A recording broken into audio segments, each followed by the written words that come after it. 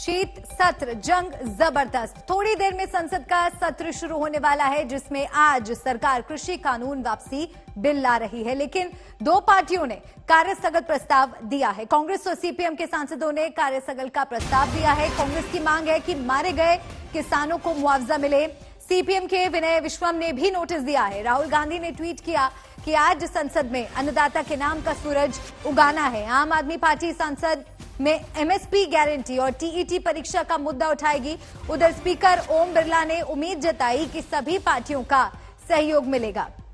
तो लगातार हंगामे का आसार बना हुआ था। शीत सत्र में हंगामा होगा और वैसी ही तस्वीर अब बनती भी नजर आ रही है। एक तरफ आम आदमी पार्टी संसद में एमएसपी गारंटी का मुद्दा उठाने के लिए तैयार है, साथ ही टीईटी परीक्षा का मुद्दा भी आम आदमी पार्टी आज संसद में उठाएगी। और साथ ही राहुल गांधी ने ट्वीट किया है कि आज संसद में अन्नदाता के नाम का सूरज उगाना है। प्रधानमंत्री नरेंद्र मोदी के फैसले के बाद अब सभी को इसी बात का इंतजार था कि कब पूरी प्रक्रिया इसकी होगी और कानूनों को वापस ले लिया जाएगा, लेकिन विपक्ष अभी भी तमाम मुद्दों को लेकर अड़ा हुआ है। विपक्ष ने तमाम मुद्दों को लेकर रणनीति बनाई है, लेकिन सरकार को उम्मीद है कि सहयोग मिलेगा। संसदीय कार्य मंत्री ने कहा कि सरकार तमाम मुद्दों पर चर्चा के लिए तैयार है। ऑल पार्टी मीटिंग में 31 पार्टीज पार्टिसिपेट किया। 42 leaders from various parties participate किया है। बहुत कंस्ट्रक्टिव डिस्कशन हुआ है, कंस्ट्रक्टिव सजेशन आया है। सरकार वो सजेशन सब नजर में रखते हुए सरकार के तरफ से माननीय राजनाथ सिंह जी ने कहा कि ये जो कुछ भी सजेशन आया है पूरा हम ध्यान में रखेंगे और सरकार नियम के अधीन जो कुछ भी चर्चा माननीय स्पीकर और माननीय चेयरमैन परमिट करते हैं वो सब चर्चा के लिए सरकार तैयार है। बिना डिसरप्शन सदन चले, सदन का कार्यवाही चले, यही हमने रिक्वेस्ट अपोजिशन से किया है। सभी अपोजिशन हमको आश्वस्त भी किया है कि हम पूरा कोऑपरेट करेंगे और इस बार और ज्यादा प्रोडक्टिव सदन होगा, सेशन होगा, ऐसे सरकार का उम्मीद है। तो हम पहले ही तय किए थे कि किसान का जो मुद्दा है एमएसपी का और उनके जो भी सवाल है, क्योंकि अभी भी वो बॉर्डर पे बैठे हैं, तो बॉर्डर पे जब बैठे हैं तो उनके जब तक जो समस्याएं हैं सॉल्व नहीं होते तब तक वो उठते नहीं। तो इसीलिए हम आज उन मुद्दों पे और इन्फ्लेशन पे और जो भी प्राइसेस डे बाय डे बढ़ रहे हैं उसके ऊपर और सारी चीजें जो हमने कल परसों बताई वही चीजों पे हम कर रहे हैं। सरकार हमेशा इस बात के पक्ष में रही है कि डिबेट के माध्यम से, डिस्कशन के माध्यम से संसद के अंदर डिसीजंस होने चाहिए।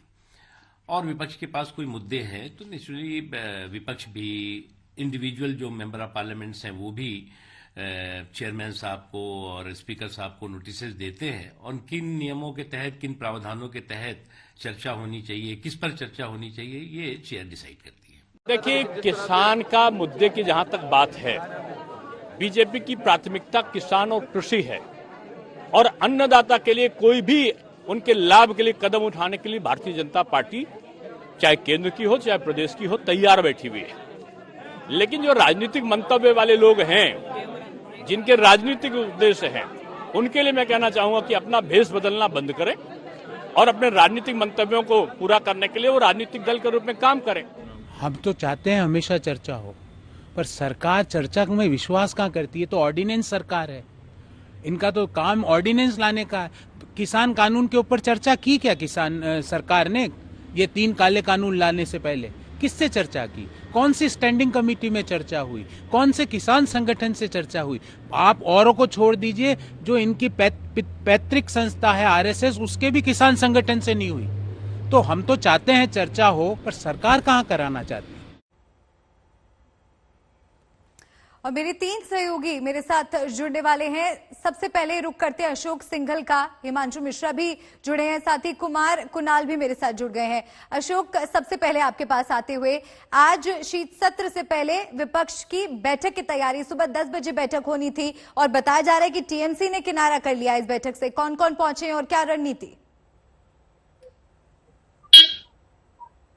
देखिए, तृणमूल कांग्रेस को छोड़ करके बाकी विपक्ष एकजुट है और आज सरकार को घेरने के लिए रणनीति बनाने की तैयारी कर रहा है। और विपक्ष ने साफ ही कर दिया, ऑल पार्टी मीटिंग में विपक्ष ने कहा था कि जो हमारे मुद्दे होंगे, चाहे वो महंगाई का मुद्दा हो, पेगासस का मुद्दा हो या एमएसपी गारंटी कानून का मुद्दा हो, इन तमाम मुद्दों को लेकर के सरकार से जवाब किया जाएगा। और दूसरा, एडजर्नमेंट मोशन, अलग अलग विपक्षी पार्टियों ने अलग अलग मुद्दे पे एडजर्नमेंट मोशन दिया है ताकि काम रोक करके इस पर चर्चा की जाए। चाहे महंगाई का मुद्दा हो, विपक्ष का ये कहने लगातार महंगाई बढ़ती जा रही है। और दूसरा, एमएसपी गारंटी कानून जो किसानों की मांग है, 3 जो कानून है, कृषि कानून है, उसकी वापसी को लेकर भी आज विधेयक लोकसभा में आएगा। प्रश्नकाल के बाद सरकार वापसी, क्योंकि प्रधानमंत्री ने खुद ऐलान किया था कि तीनों कृषि कानूनों को वापस लेने का फैसला किया है, तो आज सरकार, सत्ता पक्ष और विपक्ष सामने होगा। लेकिन उससे पहले प्रधानमंत्री 10:30 बजे के आसपास मीडिया से बात करेंगे और प्रधानमंत्री आज फिर विपक्ष से कहेंगे कि हम हर मुद्दे पर चर्चा करने को लिए तैयार हैं, लेकिन आम आदमी से जुड़े मुद्दे संसद भवन में, सदन में उठने चाहिए। तो आज विपक्ष अपनी तरीके से तैयार है, रणनीति बना रहा है विपक्ष, और उधर सत्ता पक्ष तैयार है कि हम हर नियम कायदे तो स्पीकर और राज्यसभा में सभापति तय करेंगे, लेकिन हम हर मुद्दे पर चर्चा करने के लिए तैयार हैं, विपक्ष जो भी मुद्दा चाहेगा। बिल्कुल। और हिमांशु, विपक्ष की इस बैठक से एक बात तो साफ है, विपक्ष एकजुट है, मोर्चाबंदी कर चुका है, सरकार को घेरने की तैयारी पूरी है। सरकार क्या लग रहा है, कितनी तैयार? दोनों सदनों में आज हंगामे के आसार लग रहे हैं। देखिए, बिल्कुल हंगामे के आसार जरूर है, लेकिन विपक्ष बटा हुआ है और इसका फायदा बीजेपी और सरकार दोनों मिलकर उठाना चाहेंगे, क्योंकि विपक्ष बट गया है। टीएमसी एक तरफ है, बाकी विपक्ष अलग है। आप देखिए, बीजेडी जो विपक्षी दल है वो जो है विपक्षी दलों के साथ नहीं है, वाईएसआर नहीं है, टीआरएस नहीं है, टीडीपी नहीं है। तो एक तरीके से ये कहा जा सकता है कि विपक्ष बटा हुआ है। लेकिन मल्लिका, सबसे बड़ी बात यह है कि जिन 20 सांसदों ने पिछले संसद मानसून सत्र के दौरान जो है हंगामा किया था, टेबल पे चढ़े थे, जिन्होंने सिक्योरिटी गार्ड के साथ जो है धक्का मुक्की की थी और मारपीट की कंप्लेन की गई थी, उन 20 सांसदों के खिलाफ जो है सरकार प्रस्ताव ला सकती है कार्रवाई करने के लिए, तो राज्यसभा के अंदर। तो एक बड़ी चीज यह है कि विपक्ष को आज हो सकता है कि पहला धक्का यही मिले कि 20 सांसद जो हैं राज्यसभा के, उनको सस्पेंड किया जाएगा कुछ समय के लिए। और साथ ही साथ सरकार तीनों कृषि कानूनों को जो रिपील करने के लिए है, लोकसभा में वो लिस्टेड है। और इन तीनों आपको रोक रही हूं, यहाँ पर एक अपडेट मिल रहा है, वो दर्शकों को हम अपडेट दे दें। आम आदमी पार्टी के नेता संजय सिंह से हमने बात की है और उनका कहना है कि विपक्ष की बैठक में आम आदमी पार्टी शामिल नहीं हो रही है। सुनिए। क्या मुद्दे उठाने आप जा रहे हैं? देखिए, मोदी जी की सरकार के बारे में मैं सिर्फ इतना कहना चाहूंगा कि लौट के बुद्धू घर को आए। तो 1 साल पहले जो बात हम लोग चिल्ला चिल्ला के कह रहे थे, उसमें मार्शल से पकड़ के हम लोगों को बाहर करवा दिया गया। संसद परिसर में पहली बार पूरी रात धरना हुआ। संख्या कम होने के बावजूद संसदीय परंपराओं और लोकतंत्र का गला घोट के ये काला कानून पास कराया गया। और उसके बाद 1 साल तक सड़क पर आंदोलन चला, जिसमें 750 से ज्यादा किसान शहीद हो गए। इसलिए आज जब प्रधानमंत्री सदन में इस बिल के वापसी पर अपनी बात रखें, तो वो इस देश के किसानों को और इस देश को और सदन को आश्वस्त करें कि दोबारा ये बिल, ये काला कानून संसद में नहीं आएगा। इसके अलावा भी क्या एमएसपी का जो मुद्दा है, एमएसपी गारंटी को लेकर भी किसान लगातार बैठक कर रहे हैं? देखिए, 267 पे मैंने आज 267 में नोटिस दिया है संसद के अंदर, और इसमें मैंने मांग की है कि एमएसपी की गारंटी का कानून हिंदुस्तान में होना चाहिए और इसको लेके सदन में बाकी चीजों को, बाकी कार्यों को स्थगित करके चर्चा कराई जाए और एमएसपी गारंटी का बिल इसी सत्र के दौरान लाकर इसको पास किया जाए। तो मेरे सहयोगी हिमांशु जो बता रहे थे कि विपक्षी खेमे में उतनी एकता नहीं है जितनी लाने की कोशिश, दिखाने की कोशिश की जा रही थी। आपके पास आगे आऊंगी हिमांशु, आप अपनी बात पूरी कीजिएगा। कुमार कुणाल भी गाजीपुर बॉर्डर से जुड़े हुए हैं, उनके पास भी चलेंगे। संसद में कृषि बिल और एमएसपी को लेकर सियासी घमासान के बीच किसान नेता राकेश टिकैत ने सरकार को नई धमकी जारी कर दी है। उनसे खास बातचीत की है आज तक संवाददाता कुमार कुणाल ने। टिकैत साहब, मन में क्या भाव है? खुशी का है, अभी भी आशंका का है, क्या चल रहा है मन में? मन में चल रहा है एक बीमारी थी कट गई, दूसरी जो बीमारी है उसको भी काटेंगे। कोरोना और काले कानून एक ही टाइम पे आए देश में। तो जैसे देश से कोरोना धीरे धीरे खत्म हो लग रहा है, ऐसे ही काले कानून भी खत्म हो जाएंगे। लेकिन जो बीमारी दूसरी है उनका समाधान हो गया। अच्छा, आप कल बात भी कर रहे थे कि 26 जनवरी नजदीक है, तो आप क्या चेतावनी के लहजे में? 26 जनवरी से पहले भारत सरकार इन मामलों का सब समाधान कर देगी। एक बातचीत के दौर शुरू हो जाएंगे, आगे लोगों को ना आना पड़े तो टेबल पे बैठ के सब बातचीत शुरू हो जाएगी। ये लेकिन आप जिस तरीके से पिछली 26 जनवरी की घटना हुई, उसमें जब भी आप 26 जनवरी का जिक्र करते हैं तो ये मैसेज आता है कि सरकार बेशक कृषि कानूनों को वापस कर रही हो, लेकिन आप अब भी उसी तेवर में है, उसी अंदाज में, उसी चेतावनी भरे लहजे में बात करते हैं। और ये चेतावनी है क्या? वो ये तो बात करने की भाषा है गाँव वालों की। ये तो आपस में इसी बातों का तो इस्तेमाल करें।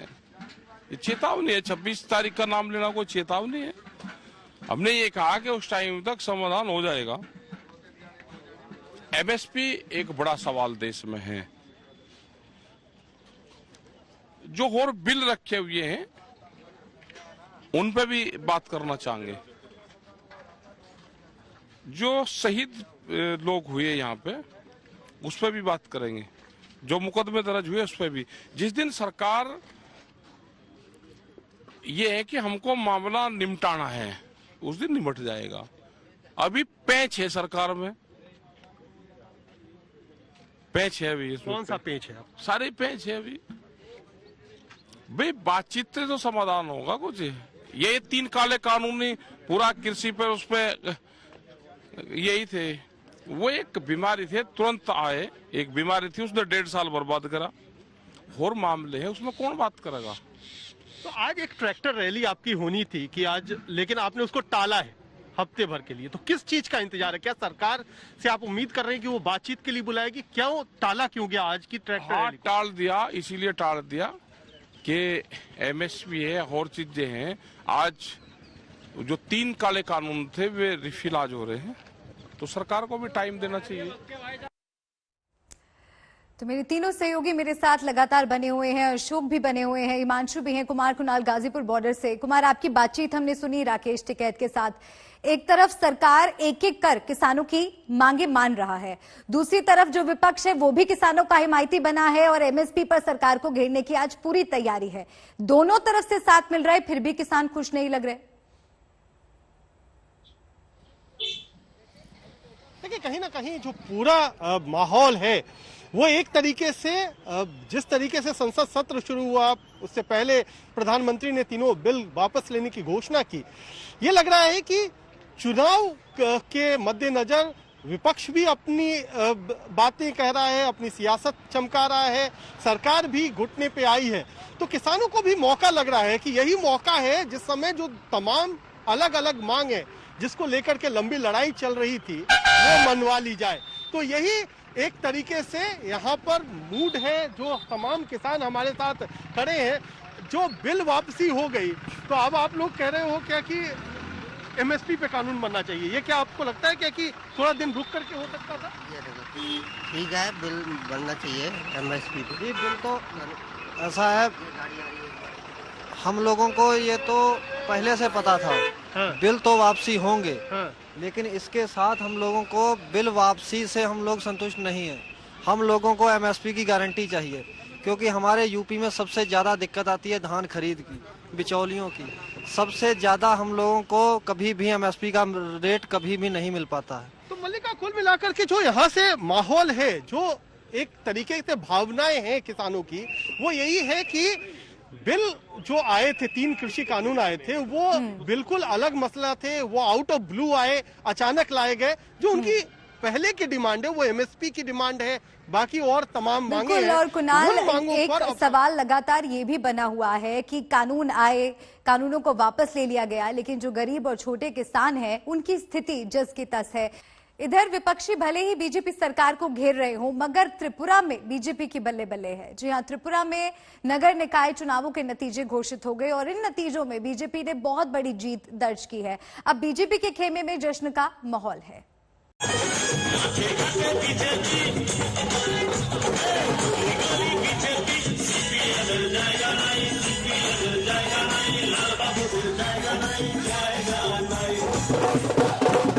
जश्न है बीजेपी की जीत का,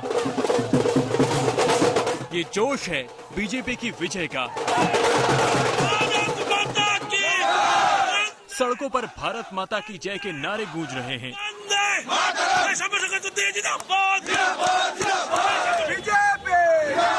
बीजेपी जिंदाबाद के जयकारे गूंज रहे हैं।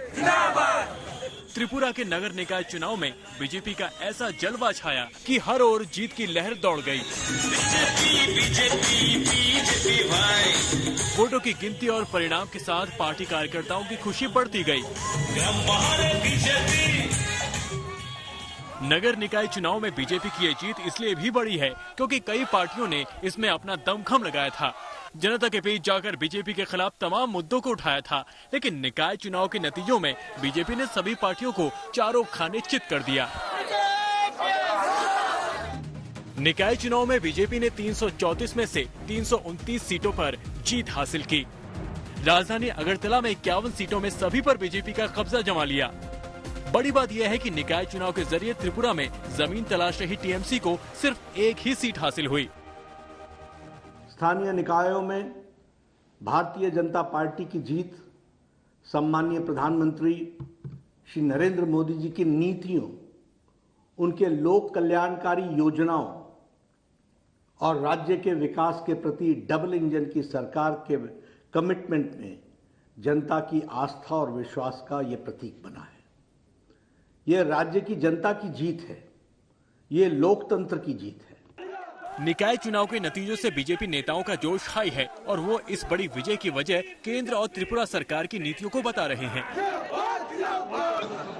ये त्रिपुरा का जो परिवर्तन है, त्रिपुरा की जनता के लिए काम करेगा और ये 3 साल का ऊपर हो गया गवर्नमेंट, इतना सब योजना लेके हमारा सरकार काम कर रही है। इस विकास की मुद्दा लेके हम लोग चुनाव लड़ा था और सारी जनता, त्रिपुरा की जनता हमारे ऊपर दोबारा आस्था रखा। उधर टीएमसी ने त्रिपुरा निकाय चुनाव के नतीजों पर सवाल उठाया और इसे अत्याचार के सामने हुई हार बताया। टीएमसी सांसद सौगत राय ने ट्वीट किया, ये अत्याचार के सामने हुई हार है। हम सुप्रीम कोर्ट भी गए लेकिन स्वतंत्र और निष्पक्ष चुनाव नहीं हुए। मतदाताओं को मतदान नहीं करने दिया गया। धांधली हुई, ये लोकतंत्र में दुखद है। विपक्ष के आरोप कुछ भी हों, लेकिन साफ है कि निकाय चुनाव में जनादेश बीजेपी के साथ है और इस त्रिपुरा में बीजेपी को चुनौती देना विरोधियों के लिए इतना आसान नहीं है। नमस्कार साथियों, संसद का ये सत्र अत्यंत महत्वपूर्ण है।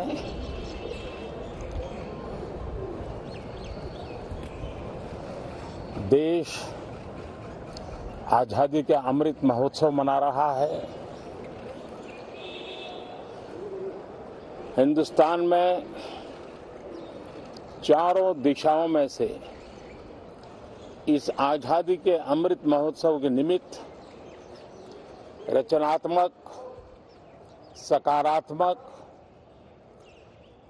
जनहित के लिए, राष्ट्रहित के लिए सामान्य नागरिक अनेक कार्यक्रम कर रहे हैं, कदम उठा रहे हैं और आजादी के दीवानों ने जो सपने देखे थे, उन सपनों को पूरा करने के लिए सामान्य नागरिक भी इस देश का अपना कोई न कोई दायित्व निभाने का प्रयास कर रहा है। ये खबरें, ये अपने आप में भारत के उज्जवल भविष्य के लिए शुभ संकेत है। कल हमने देखा है, पिछले दिनों संविधान दिवस भी नए संकल्प के साथ संविधान के स्पिरिट को चरितार्थ करने के लिए हर किसी के दायित्व के संबंध में पूरे देश ने एक संकल्प किया है। इन सब के परिप्रेक्ष्य में हम चाहेंगे,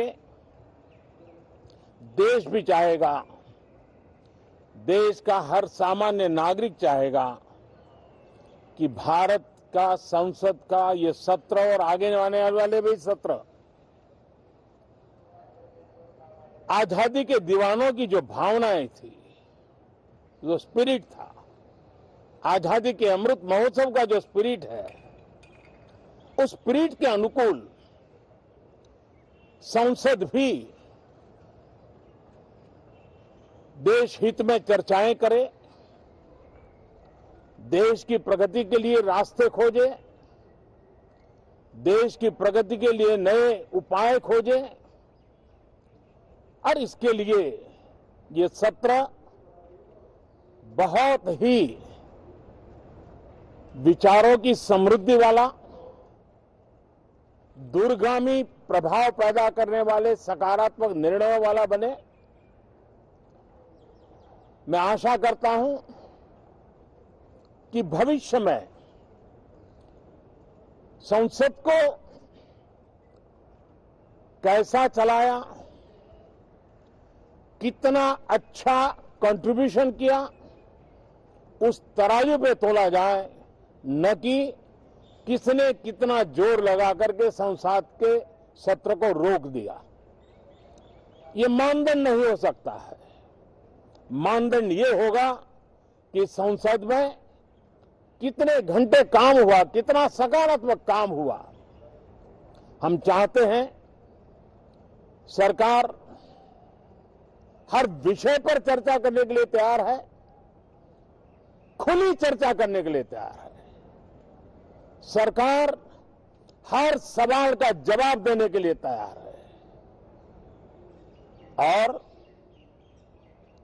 आजादी के अमृत महोत्सव में हम ये भी चाहेंगे कि संसद में सवाल भी हो, संसद में शांति भी हो। हम चाहते हैं संसद में सरकार के खिलाफ, सरकार की नीतियों के खिलाफ जितनी आवाज प्रखर होनी चाहिए हो, लेकिन संसद की गरिमा, स्पीकर की गरिमा, चेयर की गरिमा, इन सब के विषय में हम वो आचरण करें जो आने वाले दिनों में देश की युवा पीढ़ी को काम आए। पिछले सत्र के बाद कोरोना की विकट परिस्थिति में भी देश ने 100 करोड़ से अधिक डोजेज कोरोना वैक्सीन, और अब हम 150 करोड़ की तरफ तेजी से आगे बढ़ रहे हैं। नए वेरिएंट की खबरें भी हमें और सतर्क करती हैं और सजग करती हैं। मैं संसद के सभी साथियों को भी सतर्क रहने के लिए प्रार्थना करता हूं। आप सभी साथियों को भी सतर्क रहने के लिए प्रार्थना करता हूं, क्योंकि आप सबका उत्तम स्वास्थ्य, देशवासियों का उत्तम स्वास्थ्य ऐसी संकट की घड़ी में हमारी प्राथमिकता है। देश के 80 करोड़ से अधिक नागरिकों को इस कोरोना काल के संकट के में और अधिक तकलीफ न हो, इसलिए प्रधानमंत्री गरीब कल्याण योजना से अनाज मुफ्त में देने की योजना चल रही है। अब इसे मार्च 2022 तक समय आगे कर दिया गया है। करीब 2,60,000 करोड़ रुपए की लागत से 80 करोड़ से अधिक देशवासियों को गरीब के घर का चूल्हा जलता रहे, इसकी चिंता की गई है। मैं आशा करता हूं कि इस सत्र में देश हित के निर्णय हम तेजी से करें, मिलजुल करके करें, सामान्य मानवीय की आशा अपेक्षाओं को पूर्ण करने वाले करें, ऐसी मेरी अपेक्षा है। बहुत बहुत धन्यवाद।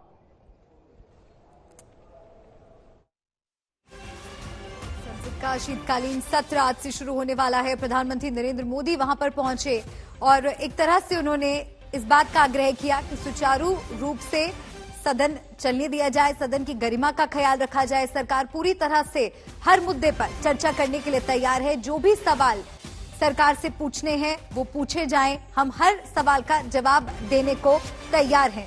सदन में सवाल भी हो, शांति भी हो। साथ ही उन्होंने ये भी कहा कि गरिमा का सदन में ध्यान रखा जाए, सदन की गरिमा को ठेस ना पहुंचे। इस तरह से चर्चा हो कि देश हित में फैसले लिए जा सके, देश हित में जो आगे काम करना है उसको लेकर मिलकर रणनीति बनाई जा सके। शीत सत्र से पहले प्रधानमंत्री नरेंद्र मोदी क्या कुछ बोले, आपको एक बार फिर से सुनाते हैं।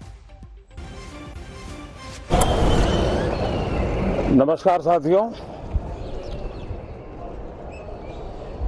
संसद का ये सत्र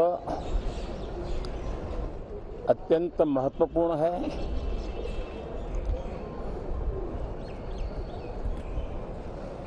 देश आजादी के अमृत महोत्सव मना रहा है। हिंदुस्तान में चारों दिशाओं में से इस आजादी के अमृत महोत्सव के निमित्त रचनात्मक, सकारात्मक, जनहित के लिए, राष्ट्रहित के लिए सामान्य नागरिक अनेक कार्यक्रम कर रहे हैं, कदम उठा रहे हैं और आजादी के दीवानों ने जो सपने देखे थे उन सपनों को पूरा करने के लिए सामान्य नागरिक भी इस देश का अपना कोई न कोई दायित्व निभाने का प्रयास कर रहा है। ये खबरें ये अपने आप में भारत के उज्जवल भविष्य के लिए शुभ संकेत है। कल हमने देखा है, पिछले दिनों संविधान दिवस भी नए संकल्प के साथ संविधान के स्पिरिट को चरितार्थ करने के लिए हर किसी के दायित्व के संबंध में पूरे देश ने एक संकल्प किया है। इन सब के परिप्रेक्ष्य में हम चाहेंगे, देश भी चाहेगा, देश का हर सामान्य नागरिक चाहेगा कि भारत का संसद का ये सत्र और आगे आने वाले भी सत्र आजादी के दीवानों की जो भावनाएं थी, जो स्पिरिट था, आजादी के अमृत महोत्सव का जो स्पिरिट है, उस स्पिरिट के अनुकूल संसद भी देश हित में चर्चाएं करे, देश की प्रगति के लिए रास्ते खोजे, देश की प्रगति के लिए नए उपाय खोजे और इसके लिए ये सत्र बहुत ही विचारों की समृद्धि वाला, दूरगामी प्रभाव पैदा करने वाले सकारात्मक निर्णयों वाला बने। मैं आशा करता हूं कि भविष्य में संसद को कैसा चलाया, कितना अच्छा कंट्रीब्यूशन किया, उस तराजू पे तोला जाए, न कि किसने कितना जोर लगा करके संसद के सत्र को रोक दिया। ये मानदंड नहीं हो सकता है। मानदंड ये होगा कि संसद में कितने घंटे काम हुआ, कितना सकारात्मक काम हुआ। हम चाहते हैं सरकार हर विषय पर चर्चा करने के लिए तैयार है, खुली चर्चा करने के लिए तैयार है। सरकार हर सवाल का जवाब देने के लिए तैयार है और आजादी के अमृत महोत्सव में हम ये भी चाहेंगे कि संसद में सवाल भी हो, संसद में शांति भी हो। हम चाहते हैं संसद में सरकार के खिलाफ, सरकार की नीतियों के खिलाफ जितनी आवाज प्रखर होनी चाहिए हो, लेकिन संसद की गरिमा, स्पीकर की गरिमा, चेयर की गरिमा, इन सब के विषय में हम वो आचरण करें जो आने वाले दिनों में देश की युवा पीढ़ी को काम आए। पिछले सत्र के बाद कोरोना की विकट परिस्थिति में भी देश ने 100 करोड़ से अधिक डोजेज कोरोना वैक्सीन और अब हम 150 करोड़ की तरफ तेजी से आगे बढ़ रहे हैं। नए वेरिएंट की खबरें भी हमें और सतर्क करती हैं और सजग करती हैं। मैं संसद के सभी साथियों को भी सतर्क रहने के लिए प्रार्थना करता हूं। आप सभी साथियों को भी सतर्क रहने के लिए प्रार्थना करता हूं, क्योंकि आप सबका उत्तम स्वास्थ्य, देशवासियों का उत्तम स्वास्थ्य ऐसी संकट की घड़ी में हमारी प्राथमिकता है। देश के 80 करोड़ से अधिक नागरिकों को इस कोरोना काल के संकट के में और अधिक तकलीफ न हो, इसलिए प्रधानमंत्री गरीब कल्याण योजना से अनाज मुफ्त में देने की योजना चल रही है। अब इसे मार्च 2022 तक समय आगे कर दिया गया है।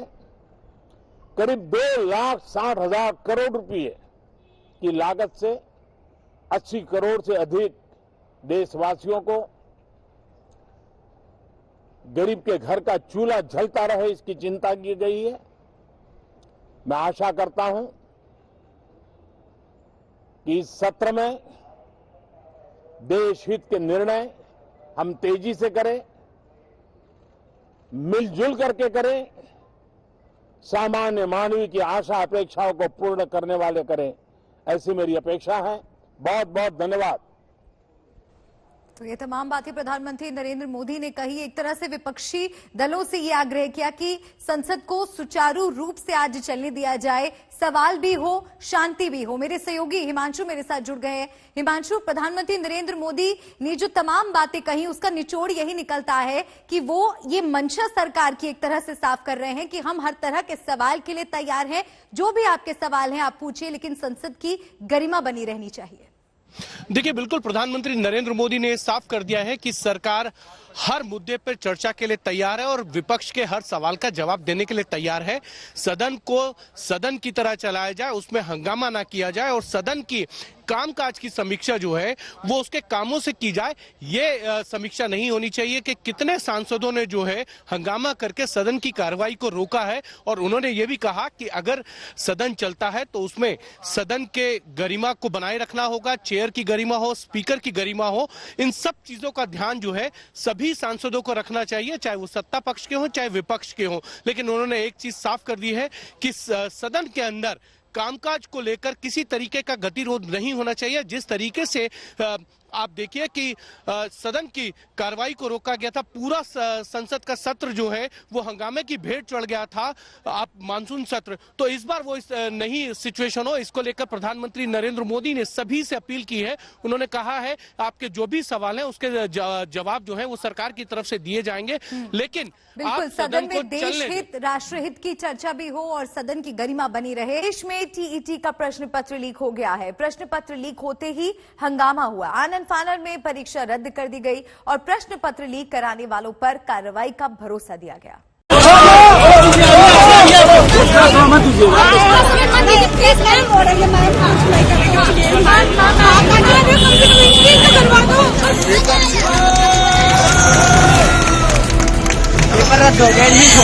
यह पहली बार ऐसी घटना उत्तर प्रदेश में नहीं हो रही। जब से भारतीय जनता पार्टी की सरकार आई है, लगातार आपने देखा होगा परीक्षा से पहले परीक्षा बच्चे जब पहुंच जाते हैं बाद पता लगता है कि पेपर लीक हो गया। और ये पहली घटना नहीं है, इससे पहले भी उत्तर प्रदेश में कई बार घटना हो चुकी है। एग्जाम होगा, अच्छे से होगा, सरकार अच्छे शासन लगा रही है, लेकिन शासन क्या, शासन के नाम पर कुछ हो ही नहीं रहा है। एग्जाम था सर, हमें बहुत अच्छी 6 मंथ की मेरी तैयारी थी कि आपका पेपर लीक हो चुका है, हमारा लखनऊ से ऑर्डर आया है और आपको वापस फोटोकॉपी पेपर से मिले हैं, प्रश्न पत्र वही है जो कि परीक्षाओं में आने वाले हैं। शासन ने निर्णय लिया कि ये परीक्षाएं स्थगित की जाती हैं। कुछ कहे, कुछ बताएं, कुछ समझे या कुछ समझाएं, उससे पहले आपको कुछ सुनाते हैं। उत्तर प्रदेश टीईटी के परीक्षार्थियों की पीड़ा बताते हैं। यूपी टेट का पेपर देने आए थे, अभी जो है 30 मिनट हुए वो पेपर जो है आउट कर दिया गया। बच्चों के साथ जो है पूरा खिलवाड़ किया जा रहा है। हम लोगों का भविष्य जो है ऐसे ही बर्बाद किया जा रहा है। मैं इटावा से आई थी पेपर देने के लिए। पेपर बहुत अच्छा था, पेपर का स्तर इतना अच्छा सामान था, लेकिन पेपर कैंसिल होने से इतनी हानि हुई है कि बता नहीं सकते। और मतलब काफी मैंने मेहनत की थी और मेरे हिसाब से पेपर बहुत अच्छा आया था। मुझे ये लग रहा था कि बहुत अच्छे मार्क्स आ जाएंगे, लेकिन करने के बाद मतलब बाद में ही पता चला कि पेपर कैंसिल हो गया। ऐसे कैसे हो गया पेपर कैंसिल? ठंड के मौसम में कोई दूर शहर से आया, नौकरी की उम्मीद का झोला ठोकर लाया, पर परीक्षा केंद्र पर पहुंचा तो पेपर लीक का साया सामने आया। टीटी पेपर लीक का ऐसा खेल हुआ कि लाखों अभ्यर्थियों की उम्मीदों पर पानी फिर गया।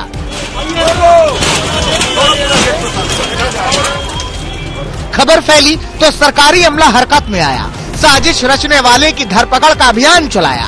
पेपर लीक के 26 आरोपियों पर शिकंजा कसा। मास्टरमाइंड को भी कौशाम्बी से गिरफ्तार किया गया।